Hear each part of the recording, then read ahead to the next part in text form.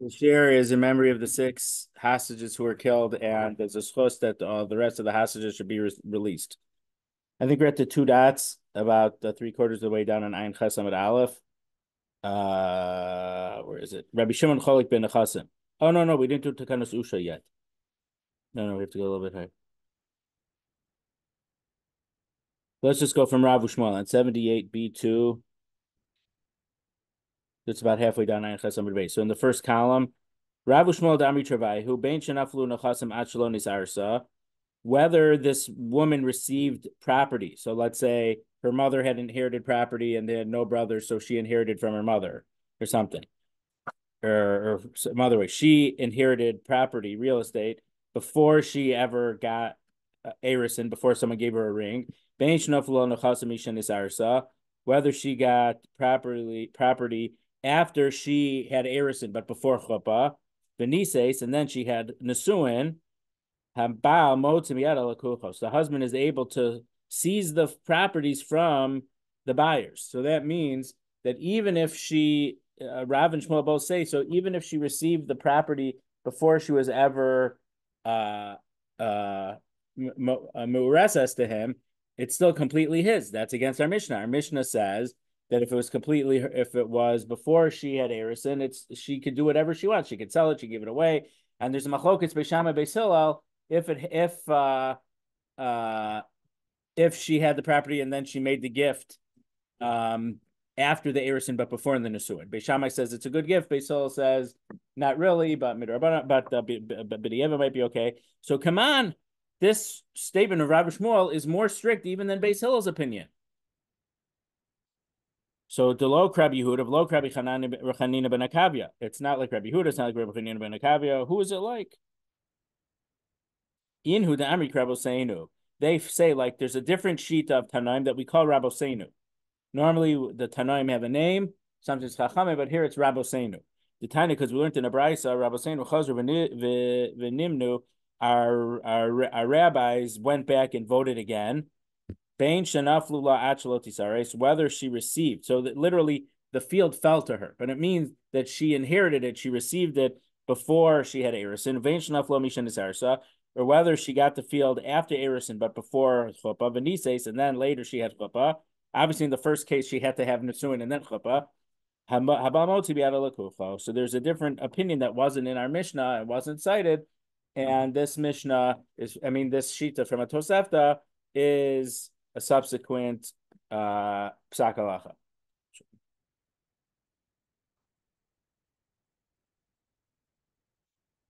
Okay, so the Mishnah said, Mishanisas Elav Elamodim.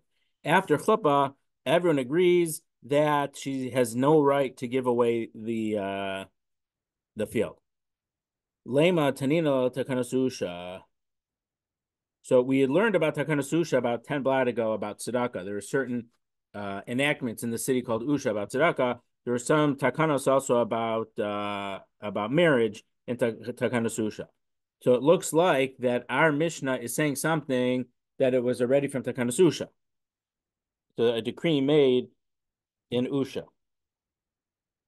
And Takanas Usha was after the Mishnah. So how could the question probably is, if it was already opinion of Tanaim, why did they have to make a decree about it in Usha? That was already a halacha, right? So the Amar Rabbi Yossi Rabbi Chanina taught, but Usha Iskinu, in the city of Usha, they made a decree. A wife who sold nichse malug. So nichse malug again is a property that's owned by her, and the husband is allowed to receive uh, the derivative benefits, let's say, if the fruits that grow in it every year. He can't touch the field itself, but anything the field produces, he's allowed to benefit from. I think the English word they use was usufruct, whatever that means. It means what I just said. While her husband is alive, Omesa, and then she died. So once she died, it becomes the husband's property. The husband is able to seize the property from the people who bought it. So in this case, if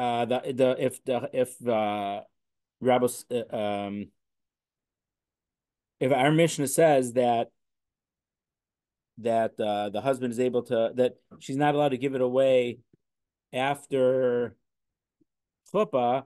Well, so then why did they have to decree about that? It's already in our Mishnah. So the Gemara says, Masnisin b'chayel peros. Our Mishnah is talking about this field while she's still alive, and in regard to using the receiving benefit from the stuff that the field produces. But the Takana of Usha is talking about the land itself, meaning why is the husband able to seize the land back if she sold it or gave it away? It's because he doesn't own the field, but he has rights to what the field produces. If it's an orchard, he can get the fruit. So he's able to take it back because he deserves the fruit. But it doesn't tell us that he has any right to the real estate itself. The Takanos Usha is talking about that when she died, he's able to take the field and he gets to keep the field itself. That's the difference. Ula Achar Misa, and it's talking about after she dies. But it's not, Takanos Usha is not while she was still alive. Our Mishnah is talking about if she gave it away or sold it, and she's still alive now. Rabbi Shimon Cholik ben Achasim. So Rabbi Shimon distinguishes whether the fields were known to the husband or not. If the husband didn't know about it, then she was able to give it away. If he didn't know about it, she's not. Let me make sure I said that right. Yeah, if they're known to the husband, she's not allowed to sell it. And if she did or gave it away, it's null. The sale is null and void. But if the husband doesn't know about it, she shouldn't. But if she did, the sale or the gift takes effect. So Elu hain you doing, but Elu hain you doing. What properties are considered known to the husband, and what's considered properties that are not known to the husband? Rabbi Yossi Bar Chanina said, you're doing Mekarki. Anything known means real estate. She'ena you doing metaltalin. Anything not known is movables. So if she gives away anything movable, it could be tables, furniture, clothes, jewelry, pencils, tchotchkes, anything that's movable. If she gives it away, doesn't matter. The husband does not have any right to it, even though technically he owns it. So one of the reasons for this is because in time of the Gemara, real property, real estate was, people kept track of it and people know about it. Movable stuff can go wherever. They're much more fungible and liquid than real estate. Rabbi Yochanan says, Elu ve'elu you doing hain. Even movable property is considered known to the husband, and according to Rabbi Shimon, the wife has no right to give them away after she's married. Ve'elu hain she'enu doing. So these are considered unknown. If she lives here and she received property overseas, so that overseas land is considered not known to the husband, even if it is known to the husband, it's considered not known, and she's allowed to sell that or give it away.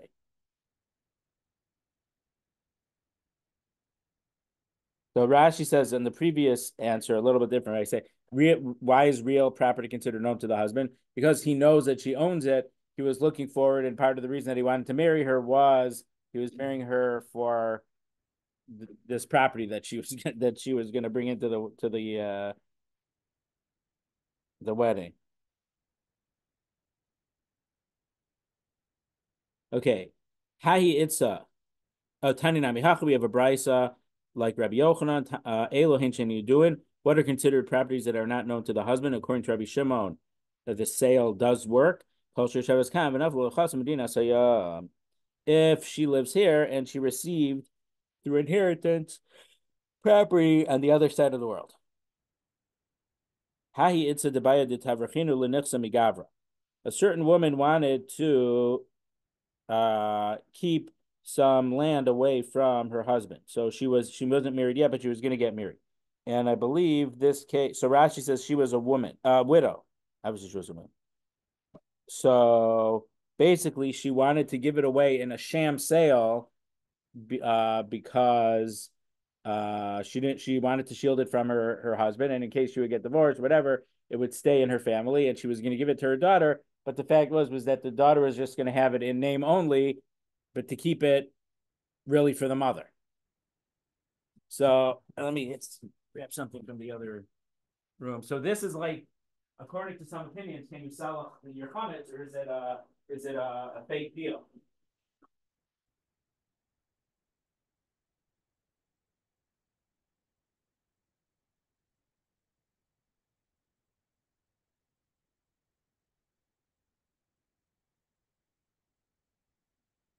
So Rabbi Daniel Z. Feldman, I think he lives in Teaneck. He's one of the Rosh Yeshivas at YU. He wrote this book earlier this year, I think, or later. Letter and Spirit: Evasion, Avoidance, and Workaround in the Halakhic System. So in general, there's a shaila, uh, like most opinions hold that you could sell your chametz. Some people don't sell real chametz. Uh, or let's say you're not allowed to neuter or spay or neuter a pet, an animal. So can you sell your animal to a goy and have the goy do it? So the Shulchan Aruch already says, no, that's a harama. That's you're just it's a farce. You're really not selling it. You're just trying to get around the halacha. So this case, it's mentioned in here also. I mean, I saw it here first, and then I looked, it was in here, and it isn't here. This is a case where the woman was trying to evade the halacha or avoid the halacha. And it was a case of evasion or avoidance. But you, what? I know somebody who was trying to buy a dog and the hunger. He wanted to use the dog and he asked the owner, the provider over there to do this. Is it kosher? If they still own it and they do it, it's probably okay. He didn't pay until the dog was. Yeah, the problem is that some I've heard, and this was more than 10 years ago. I don't know exactly.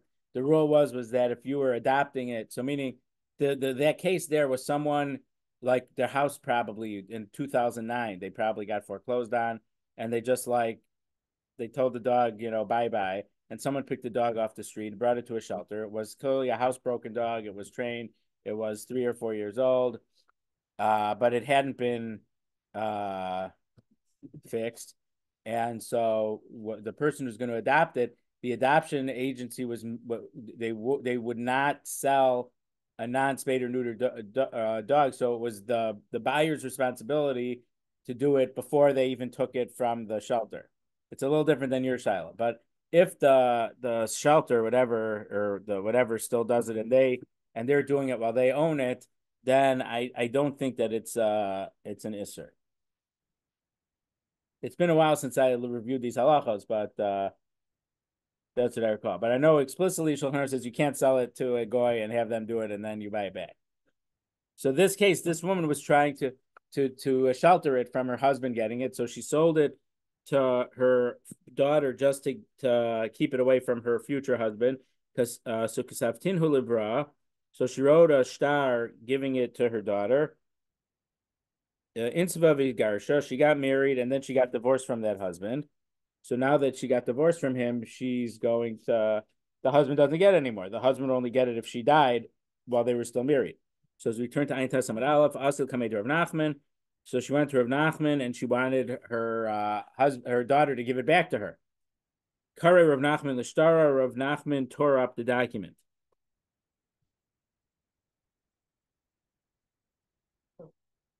Yeah. How do they know that she did it for that reason? I mean, it's not funny because in the Torah we're gonna see I think is there an element of Dvarim Shabalev here that that's supposed to question general people's motives. And the Gemara gets okay, so I forgot something very important. So Rashi says she told the Adam that it's who signed on the document that it's not for real. She's just doing it to avoid it. Oh. So I think you're talking about Choshed B'Ksherim. You can't suspect ill intent from someone kosher. Yeah. So here, because she told the Adam, we know that she was trying to avoid the halacha of her husband getting it. Yeah, I forgot a big detail. Oh, okay. Because in general, that's a totally believable and valid thing. Somebody wanting their kids to get property. Right. But there's other things. Let's say there's someone they sold all their stuff because they were going to move to Eretz Yisrael. This is the time of the Gemara already. And then the things didn't work out and they couldn't go to Eretz Yisrael. So then the halacha is that even though there was no stipulation that I'm selling all my stuff because I'm moving to Israel. So everyone knows if the move didn't work out, the sale, they'd return the money and you return the goods. So even though there was no stipulation made at all, there's a Gemara that says that the people have to give it back because no one would sell all their stuff, declare there was something going on, and because they didn't move to Israel, it didn't work out. So the sale is null and void, even though there was no condition or stipulation in the sale. So in that case, it's not a case of kosher b'ksher, but sometimes there's a thing of assumed behavior, I guess. Not, And then there's a whole separate set in regard to making vows. There's a whole different thing of assumed and the proper languages and this and that, which is its own halachas. Yeah. so if it's not there to throw, let's say. Yeah, if they were going to move to China, I don't think the halacha would apply. Meaning, is it because Eretz Yisrael, there is, even if there's not a mitzvah of Yishuv Eretz Yisrael, there's a mitzvah, there's a kiyuma mitzvah or whatever. So is it because of the element of mitzvah of moving to Eretz Yisrael? So, I mean, if that's the case, then you could make an argument if they lived in Beersheba and they were going to move to Yerushalayim, then also, even if the move to Yerushalayim didn't work out, it could still, the sale would be nullified because there is a opinion if they're going to move from somewhere else in Eretz Yisrael to Yerushalayim. Like, so I mean, the halacha, we'll get there in a couple months, hopefully, or maybe a couple more than a couple, but at the end of Kesuvos, can the husband force the wife to move to Eretz Yisrael and the wife force the husband to move to Eretz Yisrael? Or once you're in Eretz Yisrael, they live in, Tiberia, they want to move to Yerushalayim. Can they force to move to Yerushalayim? So Rav Nachman tore up the shtar and basically saying it is the woman, it is the wife's, and the sale, the gift never really took effect to the daughter. Also, Rav Anan went to Mar Ukva, who was the head dayan. Amar le Chazni Mar Nachman Chalka Hech Mekar story to Inshe. You see Rav Nachman, who's a simpleton, and he's tearing up people's documents. So Amar le. Aimily easy. So Marukva said, "Tell me now, what was the whole incident?" Amarle. So he told him, so such and such happened. Amarle, Marukva said, "Shtar mavrachas kamarta." You're talking about a shtar of running away, meaning a shtar of trying to avoid something. Hachi Amar Rav Chaniloi bar Idi Amar Shmuel.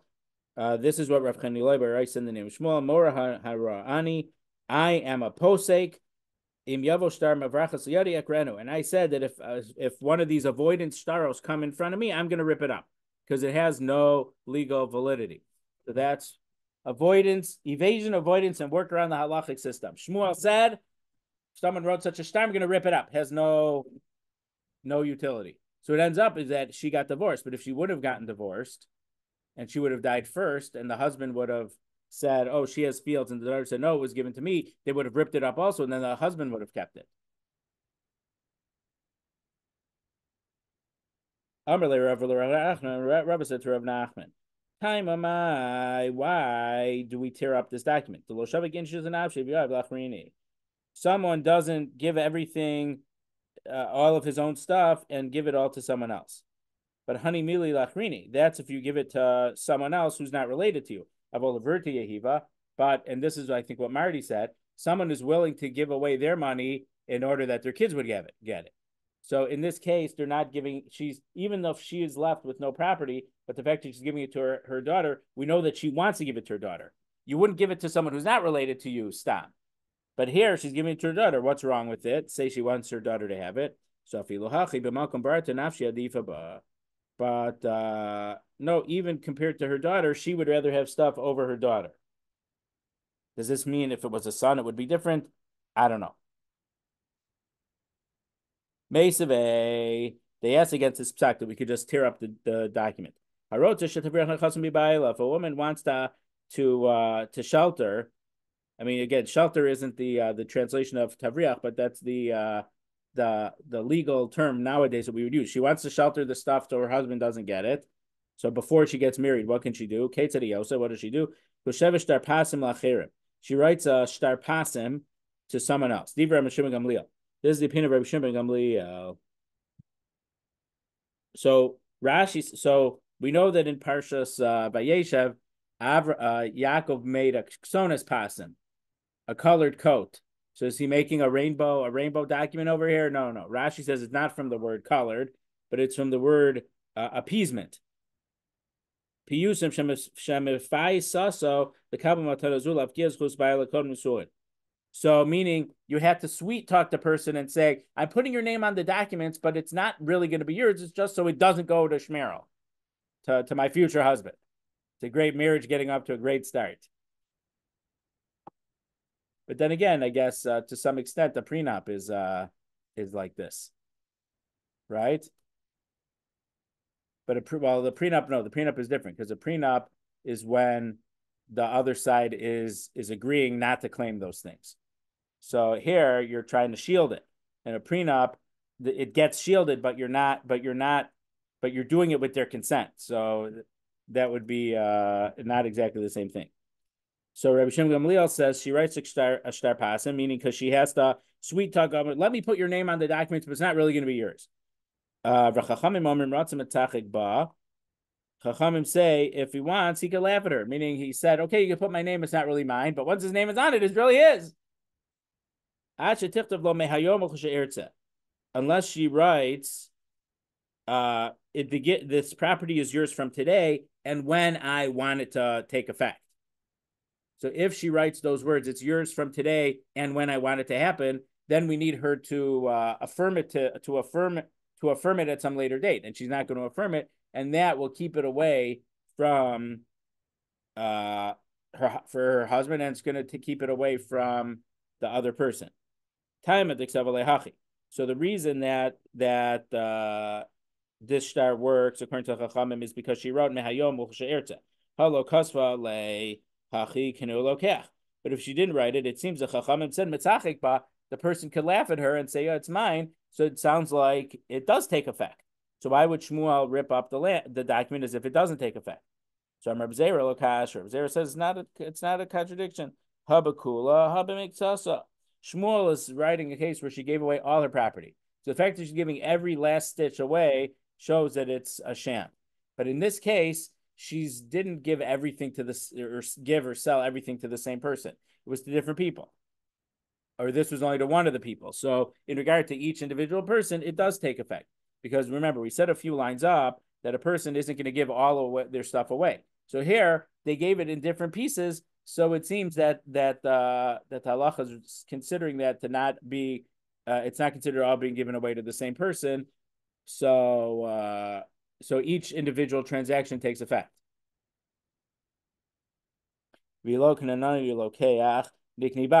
But here's another question.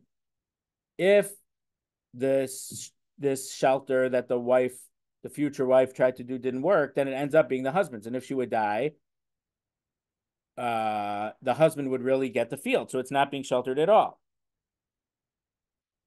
So Rabbi assume kinachasim shem yidun labal. So the halacha says, so they consider it nechasim shem yidun labal v'alibid Rabbi Shimon according to Rabbi Shimon. So what did we say? Nechasim shem yidun labal are land that she gets overseas. So she lives here. She got something overseas.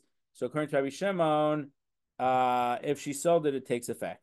So the Chachamim said that this type of situation where she did the tax shelter, it's not considered a fully legal thing, but it's considered, they say it has the same halachic status as according to Rabbi Shimon when it's nechasim shein doing labal.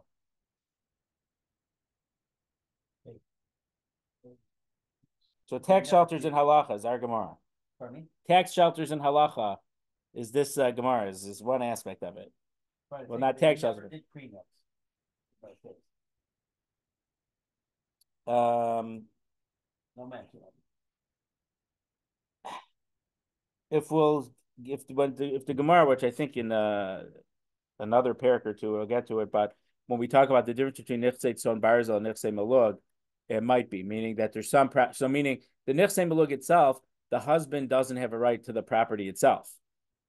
So that's a form of shielding it from the husband. So I think the fact that we have two, and so the Nichsei Malug versus the Nichsei Tzon Barzel, the Nifsei Tzon Barzal are the properties that are like iron sheep, so meaning that is completely there, then the husband has rights to the field itself. So I guess prenup have in regard to, does he have rights to the field itself, and if he wants to sell it, he could sell it, that it's completely his. Or if it's only Nifsei Malug, that's a form of prenup of shielding the wife's assets from the husband. Meaning we can't, I guess we can't completely say that he has no rights to it. We could say he only has the rights to the fruit that grow in the field, but he can't actually sell the field itself. So I guess that, I mean, depending on how you define it, that is a form of prenup. But again, now in the year 2024, with the way the RCA Basin runs things, you can voluntarily submit yourself to any Meshuggah thing, and they'll say it'll work.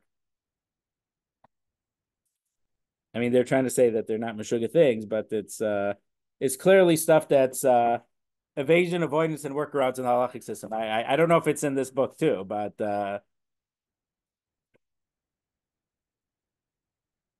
he has a chapter on the Torah's commandment of inheritance and contemporary practice. It's a chapter by itself. Then he has a chapter on making siyums to eat fleishiks when you're not supposed to eat fleishiks. Yeah. Celebrating the Torah at times of restrictions. And then chapter 10, the plight of the aguna and halachic prenuptial agreements. So yeah, all the modern based and stuff. He has chapters on here.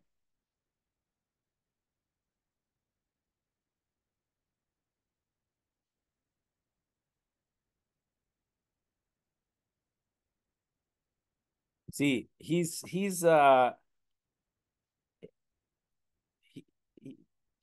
writes interesting books because it's on topics that other people don't explicitly talk about. I mean, some of these topics they do, but then he puts it all together because he's working specifically on work. There's things about how does Prisbal work? How does the halachic prenup work? How does the halachic inheritance stuff work? He puts it all together from the perspective of this. You know, he wrote a different book on Lashon Hara and social media. So that was pretty much early in the time of social media. But it's interesting stuff. He quotes a lot of interesting sources, good stuff.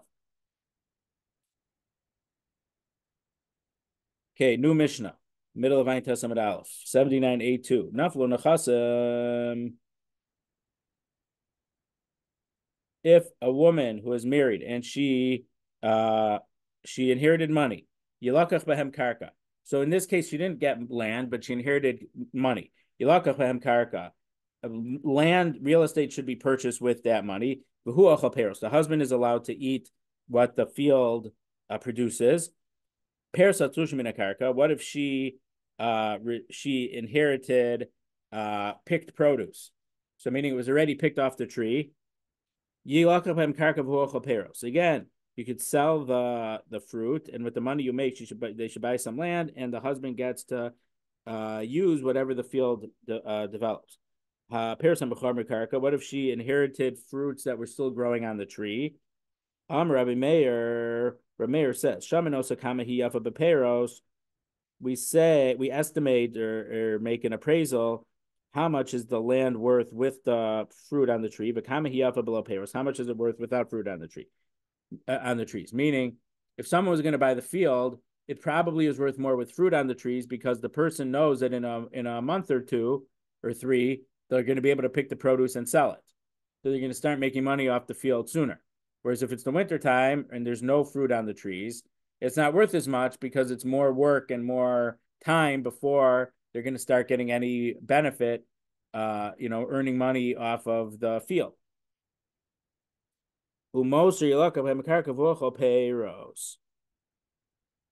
the difference between how much the field is worth now with the fruit on the trees and how much it would be worth without it, that is considered like a cash or a shava kesef thing to the wife, and we buy land with that.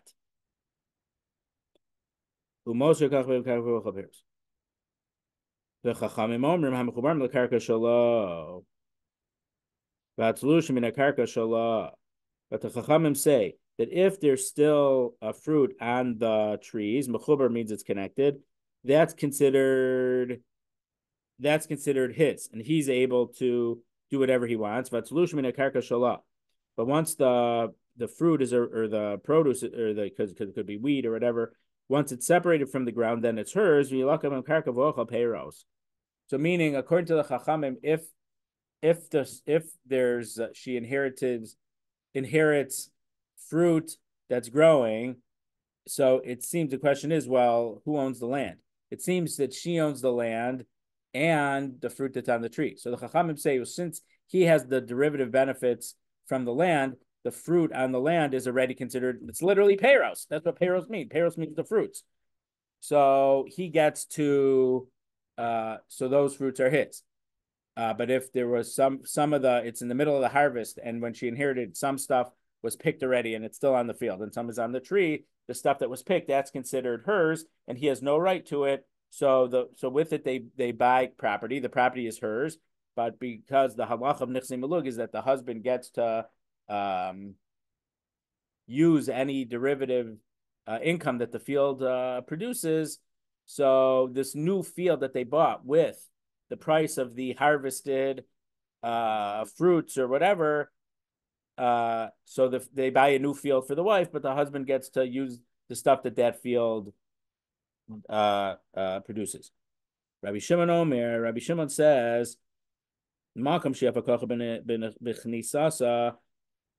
when he has a better strength with this field, when they would when the marriage would start, then he is on the lower. So if he has the upper hand in one of these properties when they get married, he has the lower hand when they get divorced. In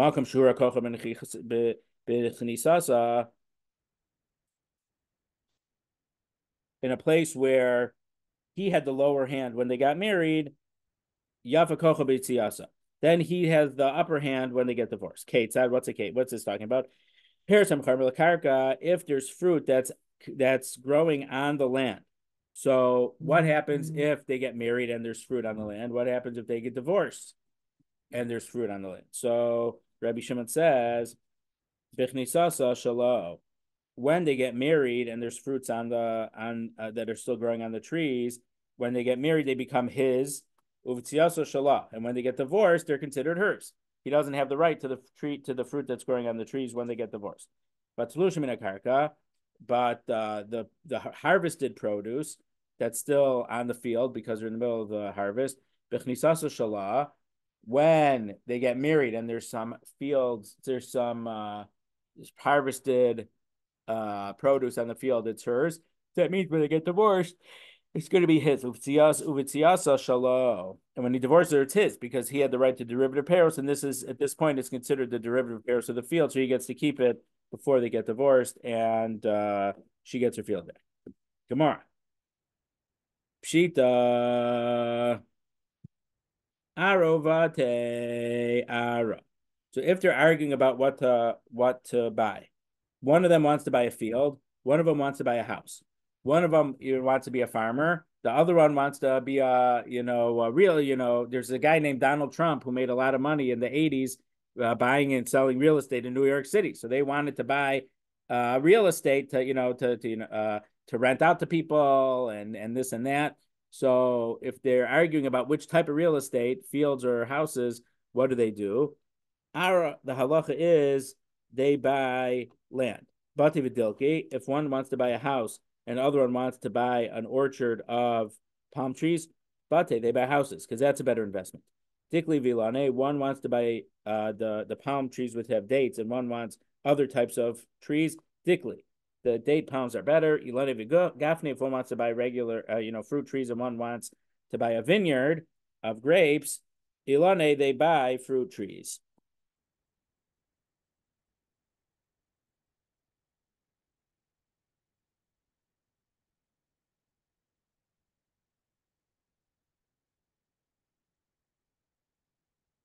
So the point is that Rashi is saying in these cases, the husband wants to do something where it can generate more income for him. Because he can't touch the property. He only wants a property that's going to produce more income for him.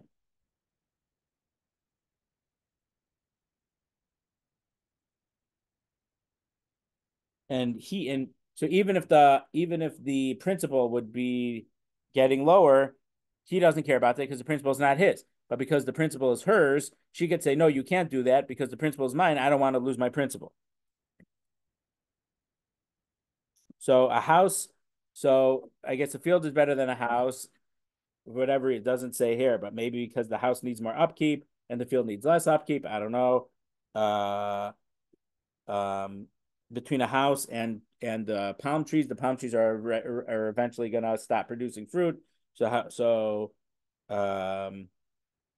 so houses are better than that.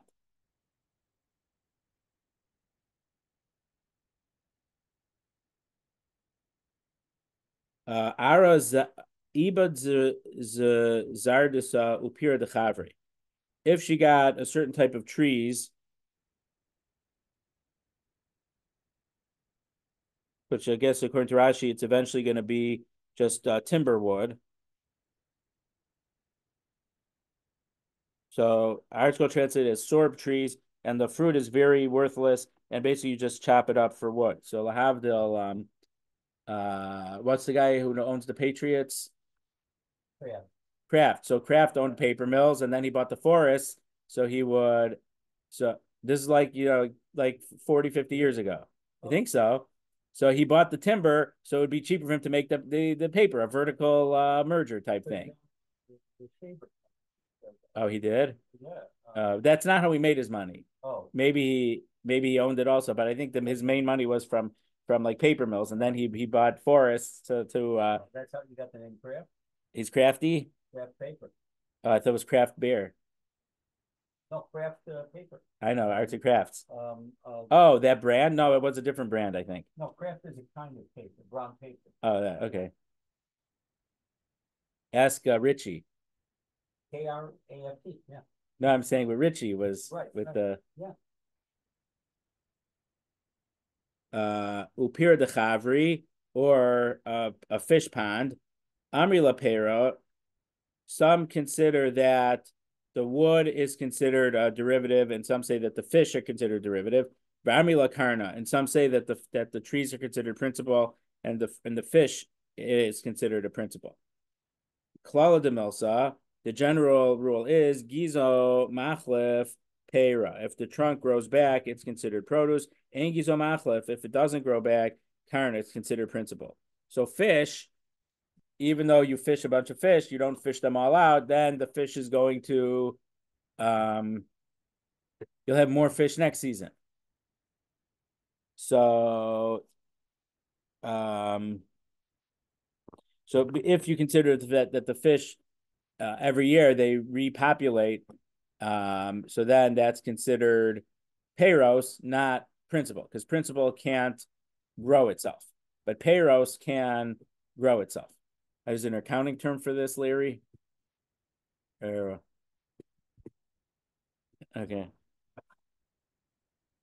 Rabbi Zera, Rabbi Oshi, Rabbi Yanai. Rabbi Zera said the name of Oshi and the name of Rabbi Yanai. Amri La, and so said Rabbi Abba, Rabbi Yoshia, Rabbi Yanai.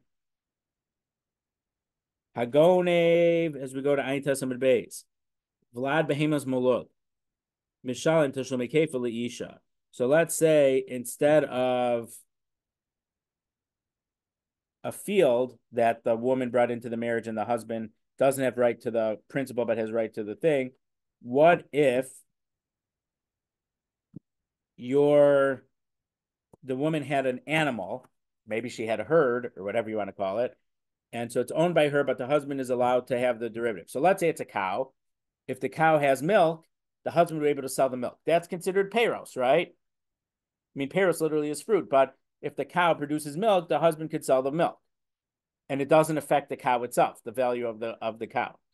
So let's say that the animal had a baby, and someone stole the baby. Is it considered that he stole from the husband, that it's payros, or was it stolen from the wife and it's considered principal? So this says mishalim tashlumei kefa isha. So the halacha is a ganav has to pay double. So the value, so so let's say the baby was worth $50, so he has to, and let's say he doesn't have it anymore, so he has to pay $50 for what he stole, and then another $50 as a penalty. So he says the $50 this in the name of Rabbi Yanai, the extra $50 gets paid back to the wife, not the husband. So that makes it sound like that the animal's offspring is considered part of the principle. Now, why is this a question? Because I don't know if it's a question. I guess I'm thinking about does it have effect to the question of the fish?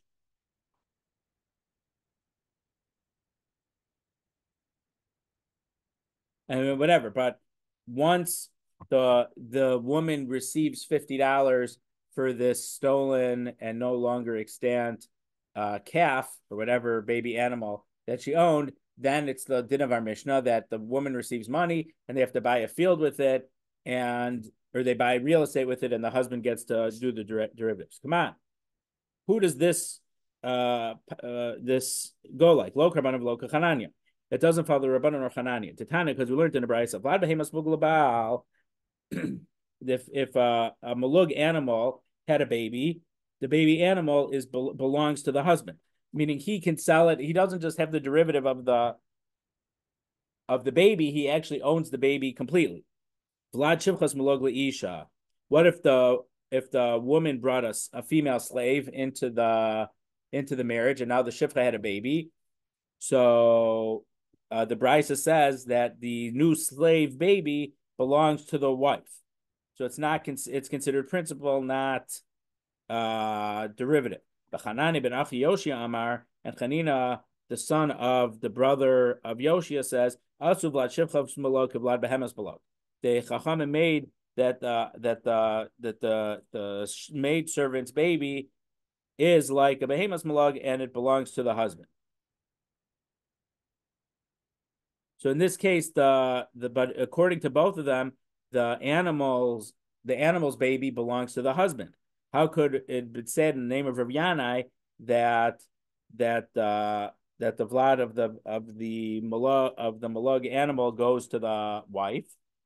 So the Gemara says, "Afilu tema divrei." You could say that Rav Yanai's opinion goes according to both Hanania and the Tanakama, because pira takino le rabbanon. Pira de pira lo takino le rabbanon. The rabbanon decreed that the husband gets the what the field produces, but not the produce of the produce.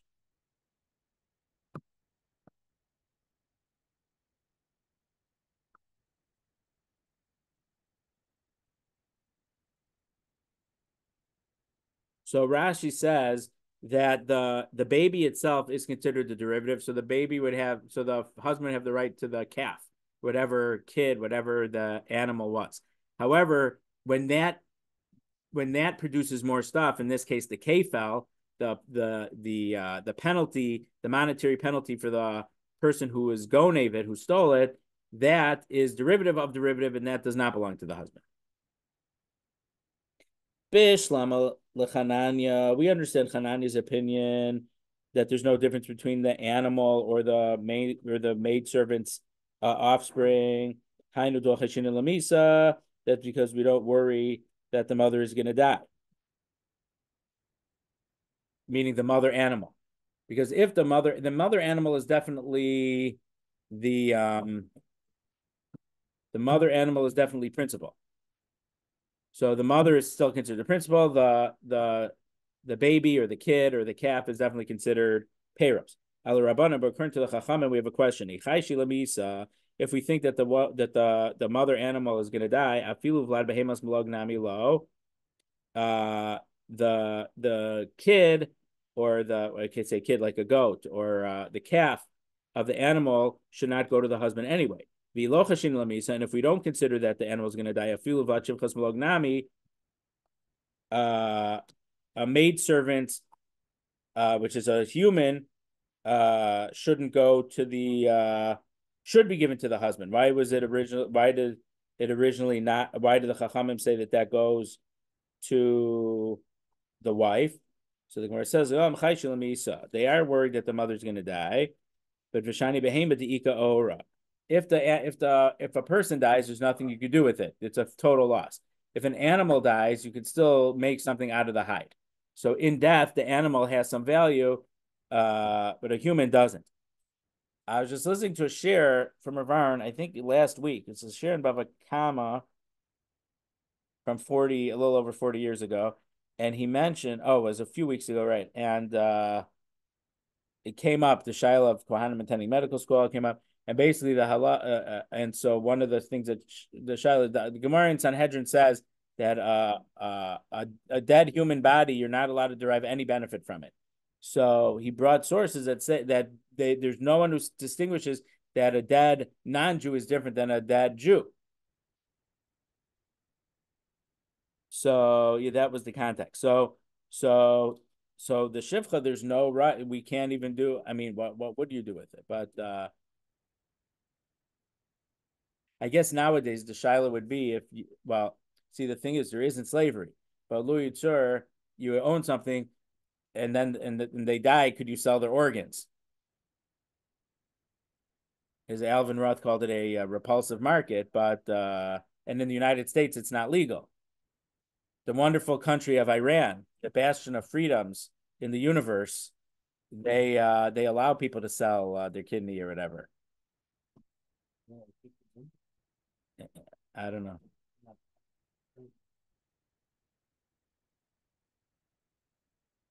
Amar Rav Huna Bar Chia, Amar Shmuel, Rav Huna said Bar Chia said the name of Shmuel, halacha kechananya. We pass like Hananya that the husband does get the baby slave.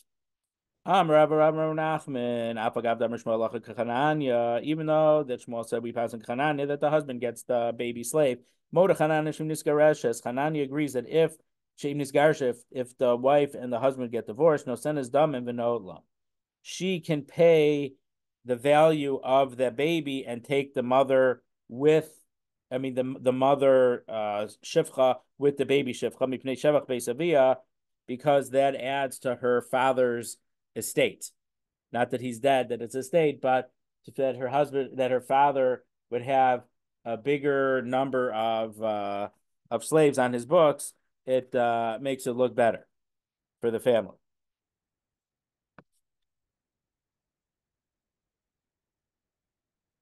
Amar Rav Nachman. Rav is in the name of Rav Nachman. If she brought in a goat for its milk and a ewe, or maybe I'm not, maybe it's not a ewe, but a sheep for its sharing that you'll get wool from it. And she brought in a chicken to have eggs and a palm tree in order to get the dates. The husband can use it until there is no principal remaining. So Rashi says, because in regard to animals, let's say a cow, you can make leather or something or parchment out of its hide. For a chicken, after the chicken dies, you can use its feathers, and put. I mean, Rashi doesn't say you can make it into a pillow. And for the date tree, when it dries up, you can chop when it dries up. It doesn't produce fruit anymore. You have wood, and you could use that for firewood or whatever. But these are things that grow and regenerate. The eggs come every day or so, and the milk comes every day, and the wool keeps growing. So those are peros, and so the husband has rights to all of them up until the thing dies. Rav Nachman said, if she brought a coat that was nichsei malog, perahavi, he's allowed to wear it, and he's able to cover himself with it until it wears out. So meaning, to some extent, if you continue wearing a baguette, eventually it's going to wear out. So what's the boundary line? When is he allowed to use it and he's considered getting benefit from the item itself, but not touching the principle? But every time he wears it, he's reducing the value of the principle because it wears out. So we say, no, a coat is made for wearing. You don't say that they have to keep the coat in a closet and he's with mothballs and he's never allowed to wear it. He's allowed to wear it until it wears out. So come on, who does this pass like? Yeah, I kind of like the following Tana. The Tana we learned in the Bryce, Hamelach Vachol, salt or sand. That she inherited the salt mines or some type of sand mine. Hareza Peiros. He can use the salt and he can use the the sand, it's not considered the principle of what he gets, but pirshal gafris bachpershal tzaref. But if it's a sulfur pit or a tzrif, this says that it's alum. So I guess that's where aluminum comes from. Rabbi Meir, Rabbi Meir says that the sulfur and the aluminum are are principles, so the husband's not allowed to use it. The Chachamim omer peiros. Now the Chachamim say it's considered peiros.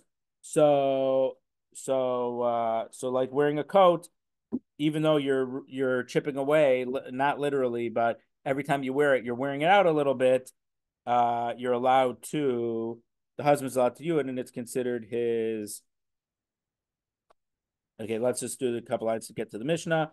Rabbi Shimon Omer Malkum Sheyafa Kocho. Rabbi Shimon says when the husband has the upper hand when they get married, he has the lower hand when they get divorced. Rabbi Shimon Hanu Tanakama. Isn't this the same thing as Tanakama? Rabba Mechubar Mishas Yitzia Ikibenayu. The only difference is that the Tanakama only mentioned what happens when there's produce on the field still attached when they get married. It didn't talk about what happens when they get divorced. So Rabbi Shimon is explicitly saying what happens when they get divorced and the field has produce on it when they get divorced. So Rabbi Shimon explicitly says that if the husband would have gotten it when they got divorced, and then the wife, and when they get married, the wife would get it when they get divorced. We got to the Mishnah in the middle of Ayin Tes Amud Beis.